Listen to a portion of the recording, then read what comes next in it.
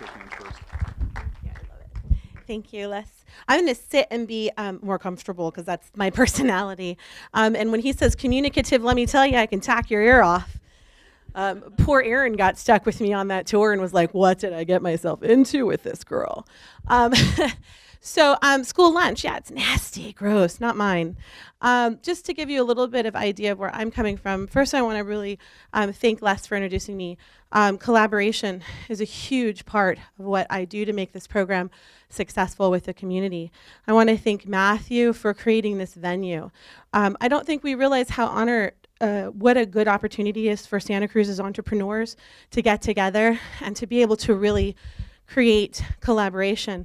And so I feel honored to sit here with all of these brilliant minds and to share my story.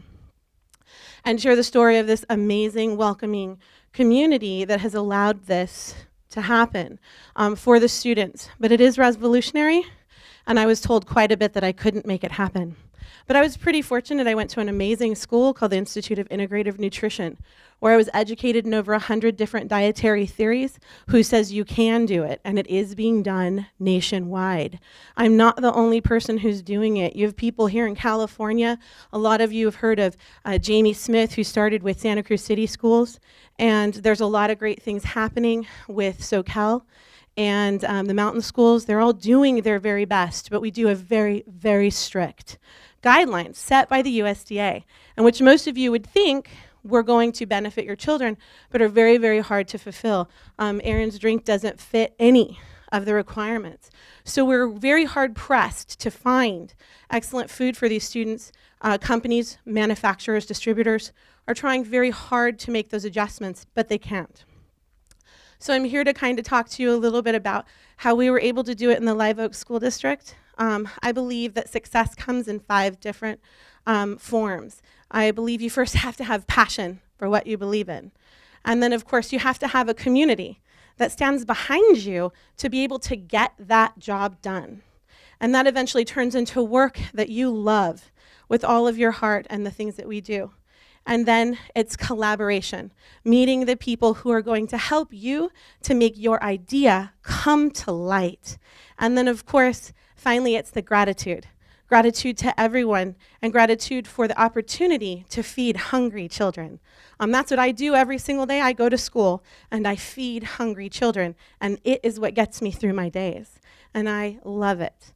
So the passion came from the fact that I have 2 small children and an awesome husband who supports me in all my crazy ideas, I gotta tell you. And he's amazing, and you have to have that support, but I had a passion to make sure, and my friends who are here also get very sick of listening to me talk about healthy food. They're so tired of it, they look at me when I start and roll their eyes. They're like, please don't talk to me about quinoa again. I'm really over it. I don't care that it's a complete amino acid, because I'm done with your quinoa and your anti-sugar establishment. I'm done with you. So I try not to talk to them about sugar or food anymore, so you get to hear it. And so it's one of those things where you have to have a passion. And let me tell you, anyone who knows me, who talks to me about food, is like, oh my goodness, she really loves food. And I do love food. Because healthy food doesn't have to be gross, and healthy food doesn't have to taste bad, because that's what all of our kids think, is that it tastes bad and that it's not delicious. But you can make it taste good, I promise. I swear, don't eat those bars, because those aren't delicious. If it says healthy and it's in the bar form, it didn't come out of the earth, so it's probably not good for you. And so you don't know really where it came from. So it's a passion for what you do. And so then I reached out to the community, and I went to my principal and I offered an opportunity to teach them about nutritional education and to help my community. I do run the poorest coastal school district. We have about 70% free and reduced lunch, and what that means is a good majority of our children may not even be eating at home.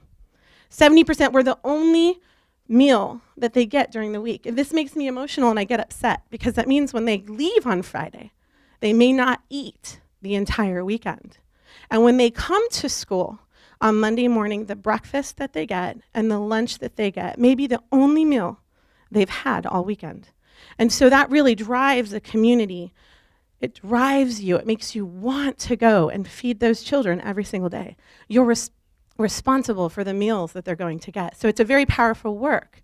And so the community, Live Oaks community, was supported by a very amazing board of directors, an amazing superintendent, and an amazing grassroots community that called to the people and said, we want healthier food for our children. And they knew it, that this district was one of the poorest on the coast.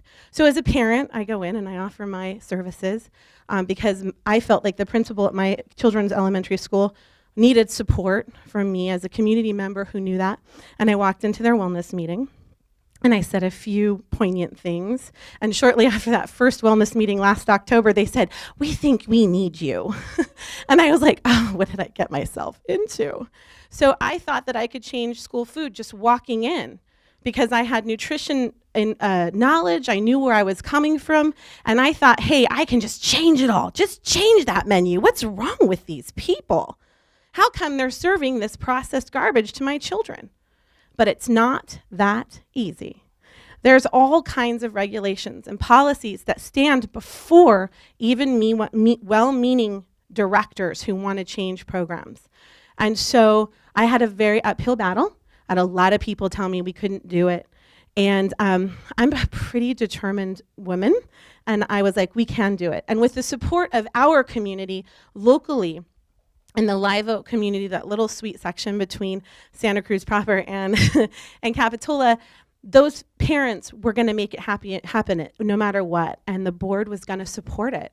And within the first 9 months of my being at the district, we were able to create and build a new scratch kitchen, which is nearly impossible for most schools. So we create and we actually cook 3 meals for the week in our kitchen, which is a huge project that could not be done if it wasn't for Mr. Forrester's brilliant idea of bringing his high school students into my kitchen to prepare all of the food.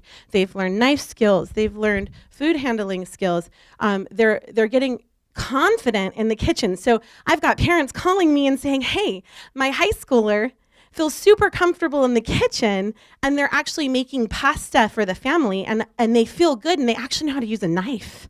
When did you do that? And I was like, be careful, they're dangerous.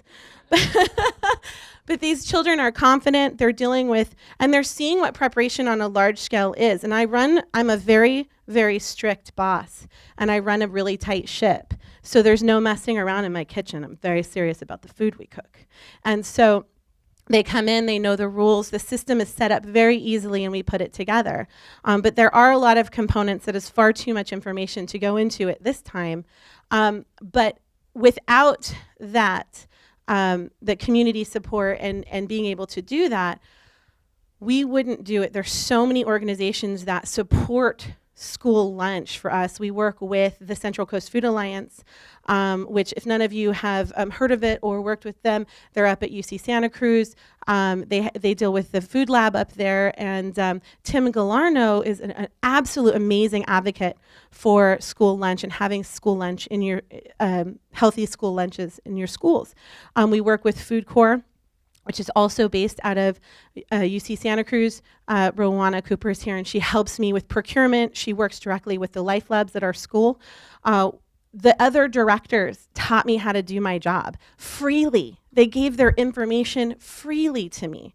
There's that you received free, so give free. And they do. That love and that compassion and everything that they do for you, they give freely. And without that, I wouldn't have been able to have the success on the state side, which is a lot of red tape. Food is not only emotional, it's spiritual, and frankly, it's political. And so there is so much to do in regards to that you really have to have a strong collaborative force. And so, as you see, I do love my job.